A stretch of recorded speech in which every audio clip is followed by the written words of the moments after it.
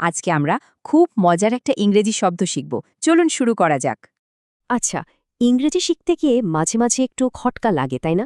এর পেছনে কিন্তু একটা কারণ আছে। কারণটা হলো একটা শব্দেরই কিন্তু একেবারে ভিন্ন দুটো অর্থ থাকতে পারে। আজকের সেই ম্যাজিক্যাল শব্দটা হলো ইন্টিমেট। চলেন এর ভেতর বাহির সব জেনে নেওয়া যাক। এই ইন্টিমেট শব্দটারই কিন্তু দুটো প্রধান ব্যবহার আছে। চলেন প্রথমটা দিয়ে শুরু করি। যখন অ্যাডজেক্টিভ হিসাবে ব্যবহার হয়, এর মানে দাঁড়ায় খুব কাছের বা ঘনিষ্ঠ। যেমন আমাদের ইন্টিমেট ফ্রেন্ড থাকে।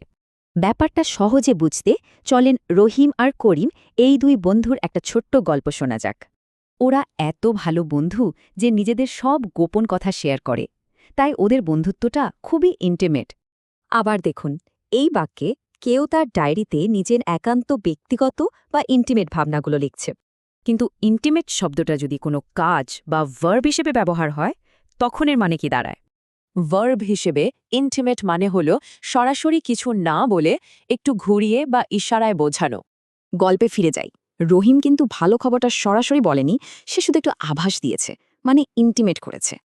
এই বাক্যটার মানে হলো সে মুখে কিছু বলেনি, কিন্তু তার হাবভাব বুঝিয়ে দিয়েছে যে সে অখুশি। এখানেও দেখুন চিঠিতে সরাসরি অভিযোগ নেই, কিন্তু লেখার ধরন তার অসন্তুষ্টির ইঙ্গিত দিচ্ছে। তাহলে পার্থক্যটা পরিষ্কার। অ্যাডজেক্টিভ হিসেবে এটা একটা ঘনিষ্ঠ অনুভূতি, আর ভার্ব হিসেবে এটা একটা সূক্ষ্ম ইঙ্গিত। আচ্ছা, এই দুটো অর্থ মনে রাখার জন্য একটা সহজ ট্রিক আছে কিন্তু। অ্যাডজেক্টিভ হলে ভাববেন ঘনিষ্ঠ বন্ধুর কথা, আর ভার্ব হলে ভাববেন গোপন ইঙ্গিতের কথা। কি সহজ না? এবার ইন্টিমেট শব্দটা দিয়ে নিজের মতো করে একটা বাক্য বানানোর চেষ্টা করা যাক। কি বলেন?